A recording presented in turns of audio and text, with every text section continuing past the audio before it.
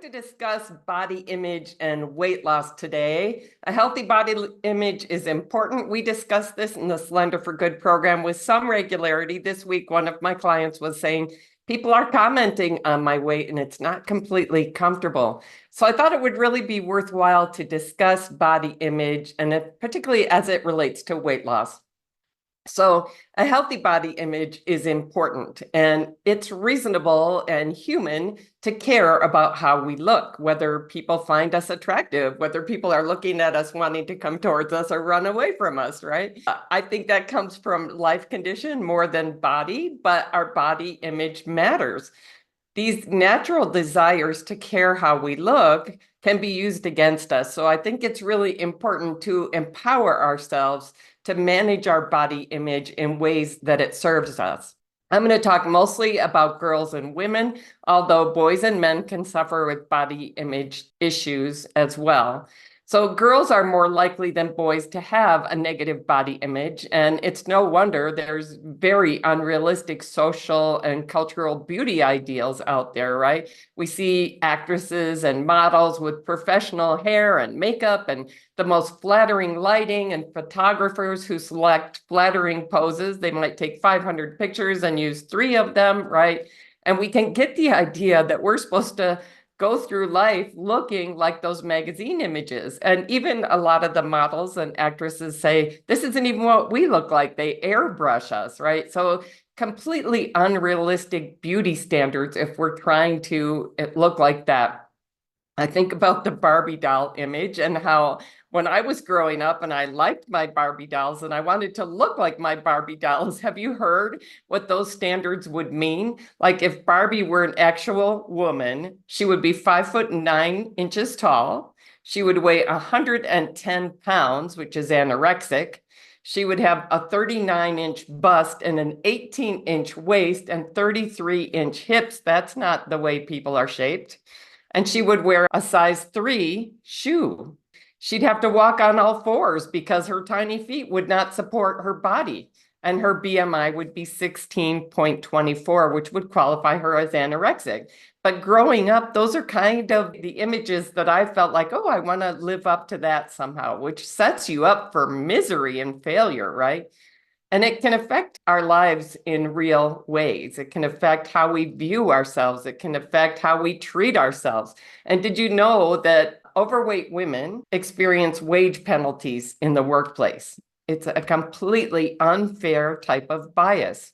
Now, all this judgment and bias against our body weight is occurring in a food environment that's driving higher and higher rates of overweight and obesity and chronic diseases of aging. Like 80% of us now are overweight or obese. By the end of this decade, 50% of us will cross the threshold for obesity. And it's a kind of overweight and obesity that is also related to heart disease and high blood pressure and diabetes and cancer and dementia. Also, there's all these profit motives that keep us eating more and more and more of the highly processed, non-nutritious food-like substances and less of the real, whole, highly nutritious foods.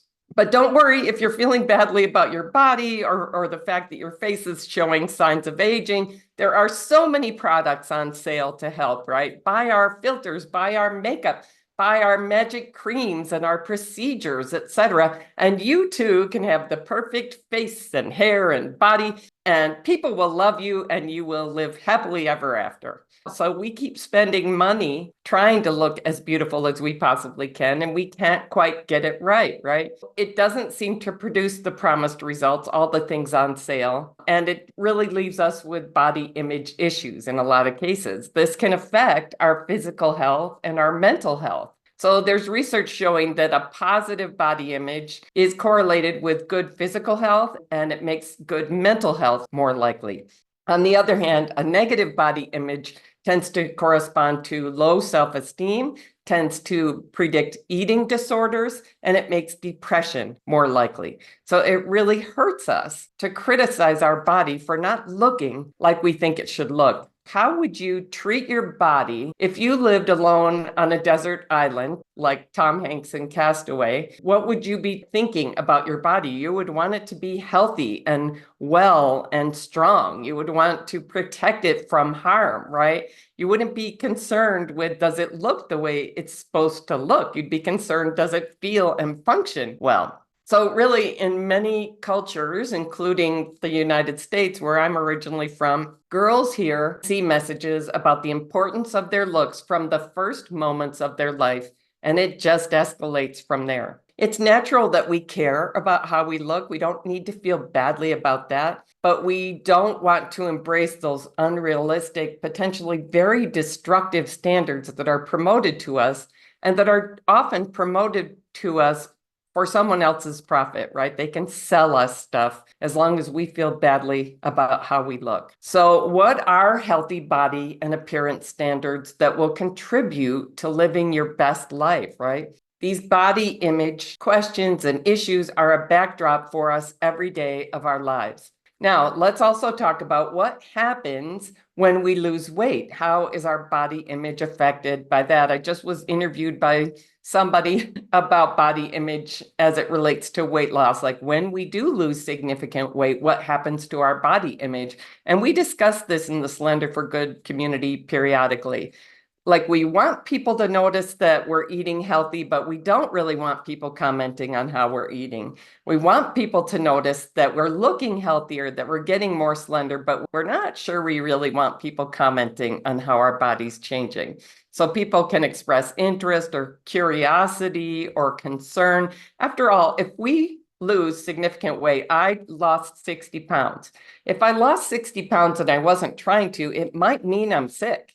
Right? So people can be concerned for various reasons. Also, it's become so normal to see people overweight and obese that when we see someone at a healthier weight, it may look abnormal.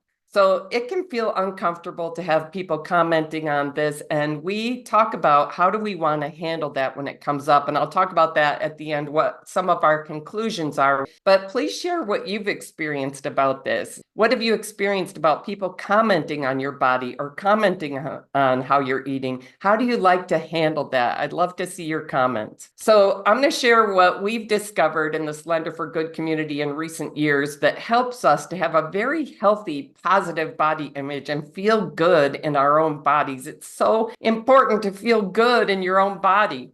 And if you find content about healthy eating and weight loss helpful, please like, comment, and subscribe.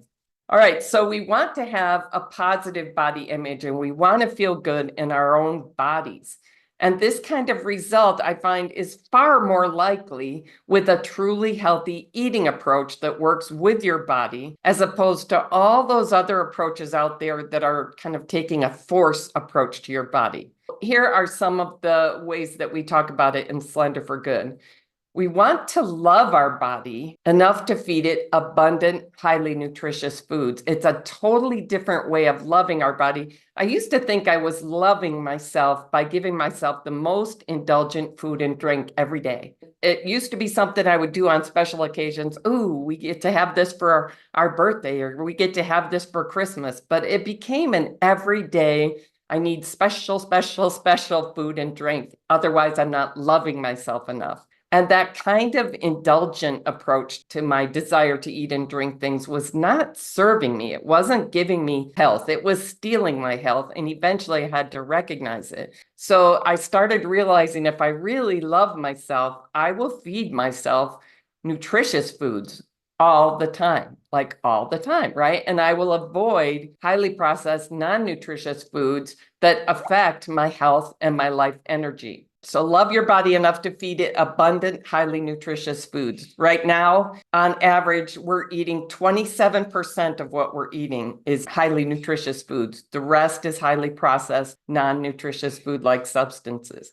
So it's a big dramatic change in how to eat when you really start eating abundant, highly nutritious foods. But really, that's the first thing you should start to do. It's how can I eat a lot more of these nutritious foods? You need to get clear what those are. So what I suggest people think about is instead of like going for a particular weight or a particular body shape or a size goal, go for greater aliveness. I want to eat in a way that makes me feel so much more alive and vibrant. I found that happened when I changed my eating. I also was really happy that I dropped those excess 60 pounds because they were weighing me down. They were in my way, right? But what I see as I work with Slender for Good clients all the time is, and it's a little hard to explain, but they start showing up. Like I can tell they're following the eating plan because they start showing up on Zoom so much more alive, so much more vibrant. They feel calmer, they feel happier, they feel more alive, more energized. So we really talk about questioning this whole eat whatever feels good, sounds good in the moment, because what feels good in the moment is often the non-nutritious, addictive stuff. It's driving us to eat more and more of those things and to end up eating way too little of the highly nutritious foods. We really want to go for more aliveness, eating a lot more highly nutritious foods so our body can be healthy and vibrant. And then we just really want to build momentum with our healthy eating choices. It's good adulting, choosing what gives me the best life for as long as possible instead of what makes me feel the most burst of pleasure in the moment. I do want to like the food I'm eating. I want to like the highly nutritious foods.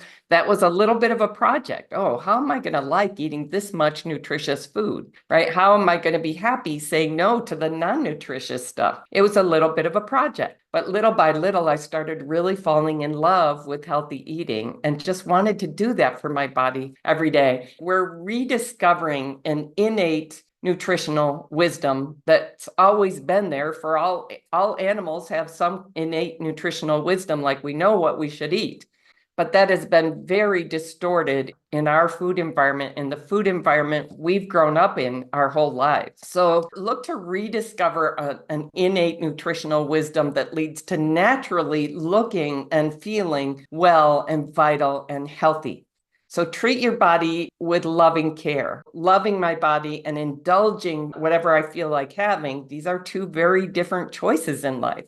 Treating your body with loving care is completely different from trying to starve it into submission. I'm going to indulge and then I'm going to starve myself and indulge and then starve myself. That is crazy making. It's miserable. It's something we should leave behind. So I want to every day, every meal, treat my body with loving kindness, avoiding all those trying to force your body into submission to release excess weight kinds of approaches. They're not working anyway, and they're mean.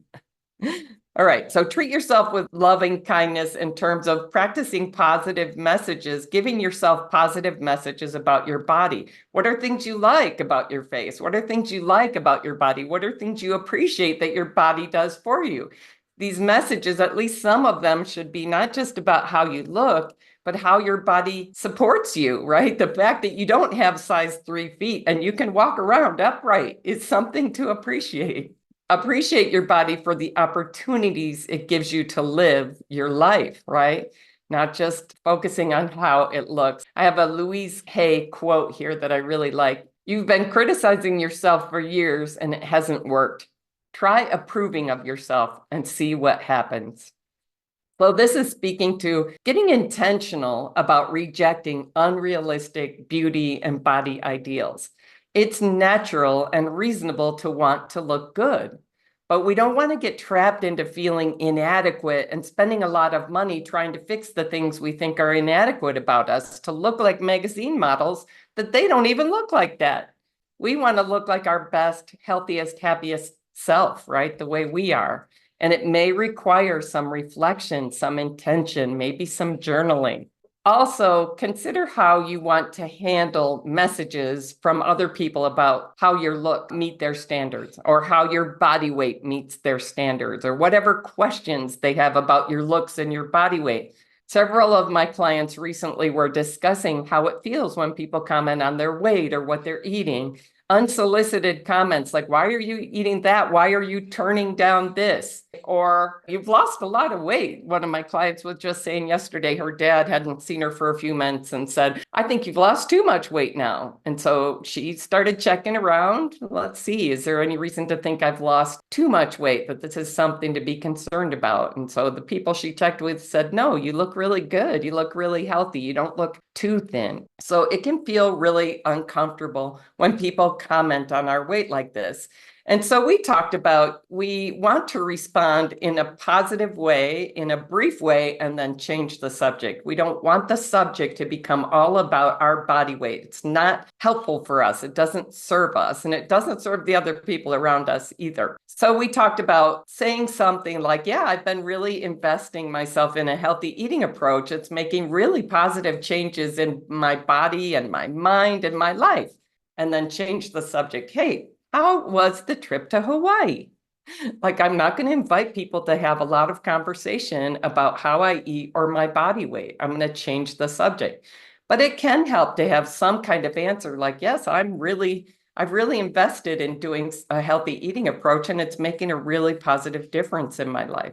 So bottom line, being thoughtful, being caring towards yourself about body image issues. If you need to, get some journals out and work on, I really care about how I talk to myself about my body.